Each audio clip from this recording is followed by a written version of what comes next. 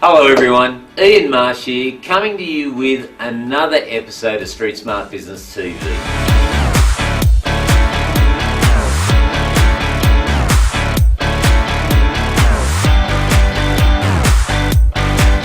Now this week I've got a bit of a rant. I'm actually getting on my high horse because I'm pretty angry, and not just at some clients, I'm angry at myself. Why? Why am I on my high horse right now? Well, because it absolutely stuns me just how many business owners out there do not take notice of their numbers. And I'm going to give you practical examples of this in a few minutes. But let me ask you, have you ever watched a show called Shark Tank? It's something in America. It's quite a cool show. Oh, I get a laugh out of it. But these poor individuals, they come up in front of very wealthy guys that are wanting to invest in their businesses. And these big, individuals that, some of them billionaires, multimillionaires, are asking questions of the business owner, and the entrepreneur's there, and they've got all these stars in their eyes, all excited about someone going to invest in their business with them. And the sharks ask them some simple questions, like, okay, well, what are your overheads? Where is your break even? How much do you expect to do in your next 90 days? And these numbers absolutely stonewall the people that are applying for money. I mean, they don't know their numbers. They haven't got a clue how much it costs as a break-even point for them to manufacture a product, or what is the cost of acquisition to actually get a client. Now, I've got to be straight up here, guys. Numbers don't turn me on. I'm an entrepreneur, and I would say if I did a survey of entrepreneurs around the world, the last thing we want to do is be analytical about all the numbers that are out there. But you must know your numbers, guys. These are things that I refer to as KPIs, key performance indicators in your company. You've got to know how much money is coming into your organisation each day and each week and each month, how much money is going out, and what the difference is in between. You've got to know what goals you're setting so that you're working towards something and you're saying, you know what, I'm going to make this much money this week and this month because I've put a plan in place to make it happen. I'm going to get 30 leads because I've implemented a Facebook strategy and I've got some advertising happening, and this promotion is going to be going out with that direct mail. Now, when you have an act like that, then there's no chance that you're not going to hit your goal or come pretty close to it.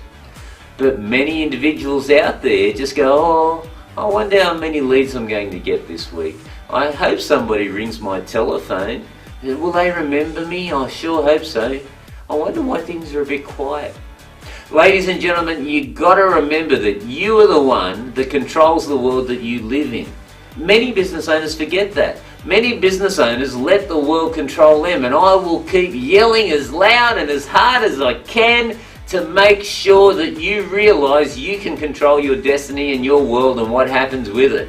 But you've got to take 100% responsibility for your life and for your business and for what's happening in it. And one of those responsibilities is you knowing your numbers. So, why am I so angry? Well, I'll tell you why.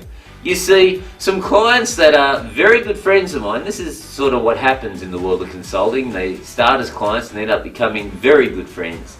Well, for, I would say, 4 months or 5 months, I've been asking these individuals, what are your numbers? I want to know what your P&Ls are. I want to know how many leads you got coming in. I want to know your income, and I want to know your expenditures. Show me your numbers.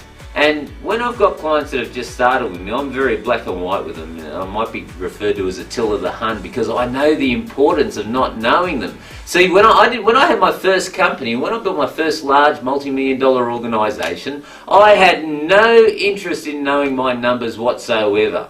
And because I ignored that, and because I didn't look at my stock control and the money coming in and the money going out, and I just had my head down, my bum up, made more and more sales, increased more and more turnover, it gave them the opportunity to take advantage of me and me lose everything I possessed. You see, this was the lesson that I learned, and so I'm very hard on people that I start working with.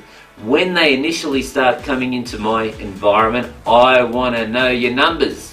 Now, they're the most least interesting thing to me.